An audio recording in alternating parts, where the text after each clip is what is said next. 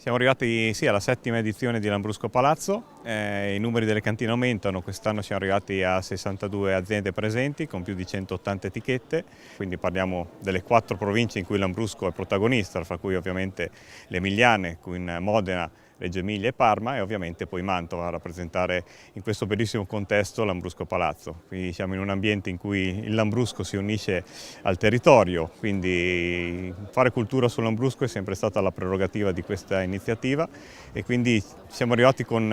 orgoglio alla settima edizione e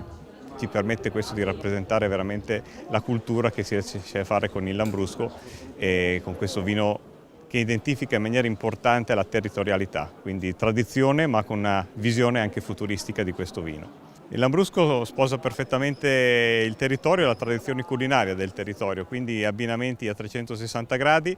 anche dal punto di vista banalmente delle temperature di servizio. Può essere servito a temperature più fresche in periodi estivi, ma a costa anche temperature un po' più calde, quindi a temperatura ambiente in inverno. Quindi è un vino rosso che può essere bevuto sempre, in questo caso troviamo anche versioni particolari, quindi rifermentazioni in bottiglia, vinificato in bianco, metodo ancestrale, quindi è un mondo ampissimo, il mondo del Lambrusco, differenziato anche dai vitigni, non esiste di per sé il termine Lambrusco, ma esistono i Lambruschi, quindi qui abbiamo le varie tipologie è quello che identifica il nostro territorio, che è il Grappello Ruberti, ma abbiamo il Lambrusco di Sorbare, Salamino, Grasparossa, quindi un grandissimo mondo sia dal punto di vista produttivo ma anche dal punto di vista di tipicità e di differenziazione dei territori. Grazie. Un evento che coniuga la bellezza del nostro territorio, ossia del nostro complesso monastico, con un prodotto identitario come il Lambrusco che rappresenta il nostro territorio in un contesto di una cornice storico-culturale di eccellenza quale è il nostro monastero, i nostri chiostri, il chiostro dei secolari, il chiostro di San Simeone, la sala del capitolo, che ospitano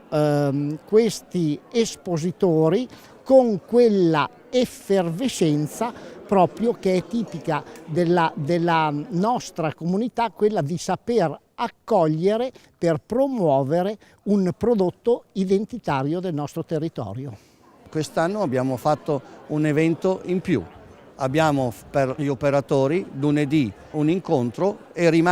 tutte queste aziende rimangono a poter presentare anche a chi diciamo così, consuma, che non può venire in questi 2 giorni,